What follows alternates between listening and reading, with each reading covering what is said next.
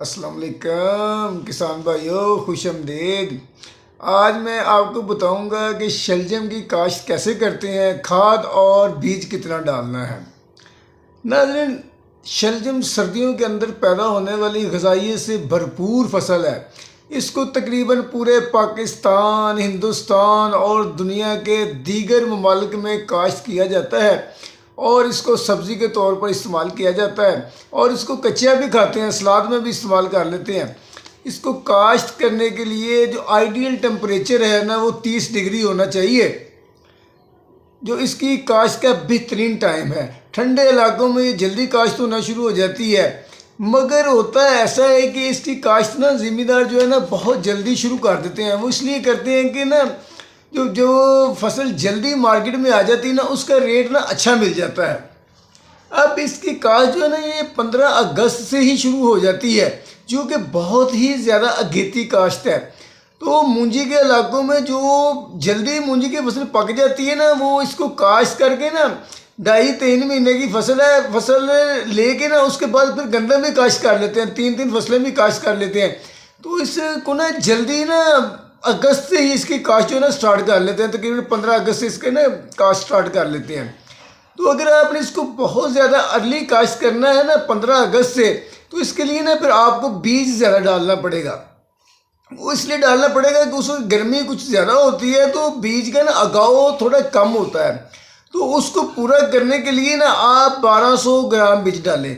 वैसे इसकी जो बीज की मिकदार है ना, वो है 800 ग्राम, लेकिन अगेती काश्त करने के लिए ना आप ना 1200 ग्राम ही बीज डालें तो ना ज़्यादा बेहतर है। उसके बाद ना इसके बीज की ना बेशुमार इकसाम है, तो आप ना किसी अच्छी कंपनी की ना अगेती काश्त वाली ना बीज ही लें। पर्पल ना जो है ना एक किस्म है, वो अगेती ना बहुत अच्छा स्टार्ट देती है और बहुत अच्छा ना वो उगाव देती है अगेती फसल के लिए। तो ये मुख्तलिफ बेहतर है कि आप किसी इम्पोर्टेड कंपनी को ना अच्छा बीज ही लें। और इसके अलावा एक बात और काबिल ज़िक्र है कि पाकिस्तान के अंदर ना गोल ना शलजम की ज़्यादा मार्केट है, लंबे शलजम की ना मार्केट जो है ना वो कम है। तो ये मेरा ज़मीन पर, दरमियानी मेरा पर, रेतली मेरा पर, तकरीबन ना इन सब ज़मीनों पर ही काश्त हो जाती है। तो ये ना कलराठी और जो ज़मीनें हैं ना उन पर काश्त नहीं होती है। इसकी काश्त के लिए ना अगर आप ज़मीन को लेज़र लेवलिंग करवा लें तो बहुत बेहतर है।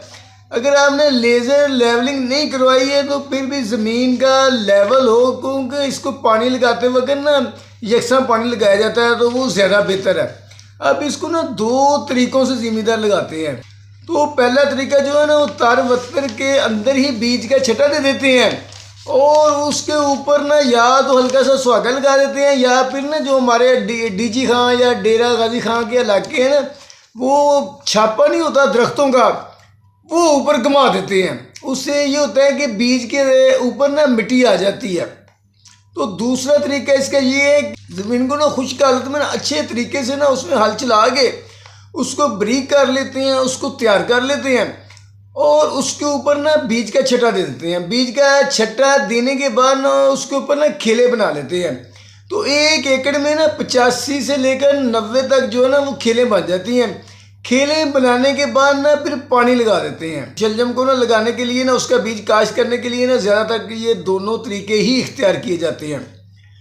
और उसके बाद ना बीज उगाता है, तो आपने ना पानी लगाने से पहले ना मार्केट से जड़ी बूटी मार ना जहरें मिल जाती हैं, जो कि शलजम के ऊपर ना स्प्रे हो जाती हैं।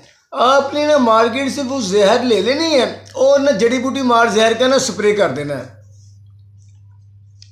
तो अब आ जाते हैं खादों की तरफ कि आपने ना खादें कितनी डालनी है। जब आपने ज़मीन की तैयारी करनी है ना, आपने 1 बोरी DAP की और आधी बोरी जो है ना वो SOP की डाल लेनी है। अगर आपकी ज़मीन बहुत ताकतवर है ना, तो आप अपनी ज़मीन के हिसाब से ना खाद में ना कुछ कमी बेशी ना कर सकते हैं।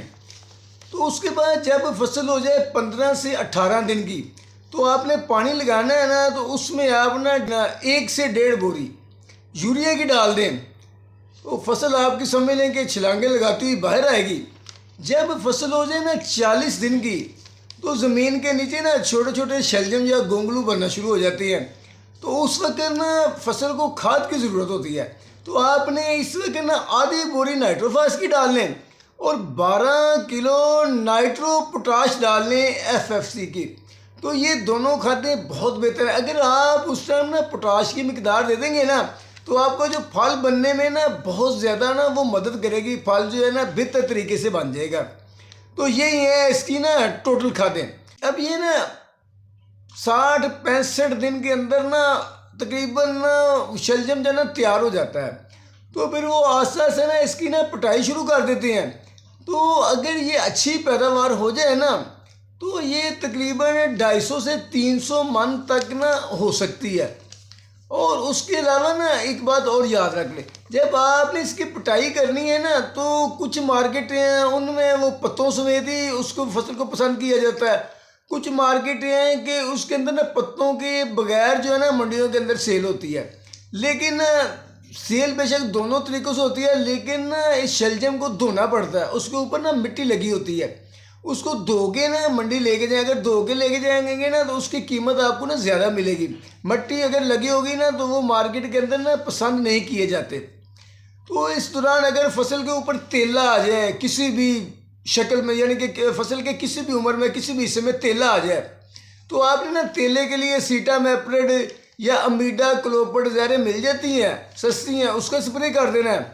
सर्दियों के अंदर ना सुंडी आती नहीं है शलजम की फसल पर। अगर आ जाए तो आपने ना इसके ऊपर ना सुंडी मार जहर का ना फेनवरेट का स्प्रे कर दें, ल्यूफिनोरान का कर दें, या फिर ना आप इसके ऊपर ना एमामेक्टिन का स्प्रे कर दें। तो ये भी आपका मसला हल हो जाएगा। नाज़रीन, अगर आपको हमारी ये वीडियो पसंद आई है तो प्लीज़ इसको लाइक और शेयर ज़रूर करें और प्लीज़ हमारे चैनल को सब्सक्राइब ज़रूर कर दें। अल्लाह हाफिज़।